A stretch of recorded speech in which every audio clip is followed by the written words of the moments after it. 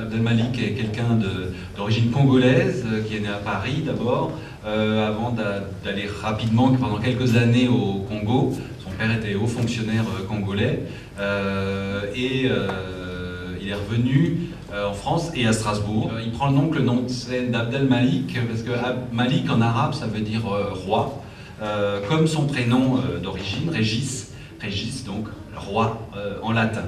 Alors le vif du sujet, c'est donc l'islam au secours de la République. Donc je résume rapidement l'entame du livre.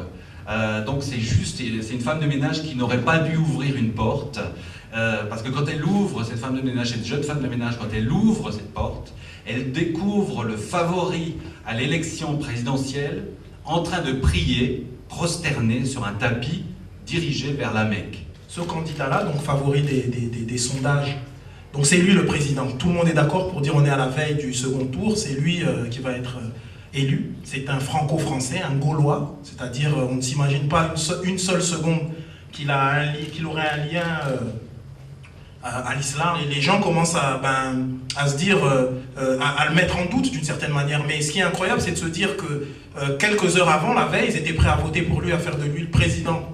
Donc à l'élire à la magistrature suprême, et là tout d'un coup ils ont connaissance de ça et tout d'un coup les choses ont changé. Lui dit je suis toujours le même que celui d'hier. Personnellement j'ai découvert Abdelmalik sur la toile, notamment pour ses interventions à la télé et puis aussi la musique qu'il fait. Moi j'aime beaucoup, donc c'est surtout Albert Camus, les textes dont il s'est inspiré. On est otage de certaines images, et précisément d'images médiatiques. C'est-à-dire si aujourd'hui je vous dis islam, vous n'allez pas penser à une colombe en train de voler dans un ciel dégagé. Et c'est important de rêver. On vit dans un monde où on veut tuer le rêve. On vit dans un monde où on nous dit tu es tout seul et tu ne pourras rien faire. On est dans un monde qui dit écoute, c'est le système, c'est comme ça. Et moi je dis non, c'est pas comme ça. Si on est politique, si on est politicien, si on est un élu du peuple, on a un devoir d'exemplarité. J'ai eu l'occasion de l'entendre à la radio et j'étais absolument bluffée par sa culture littéraire. Donc voilà, je viens le découvrir d'un peu plus près.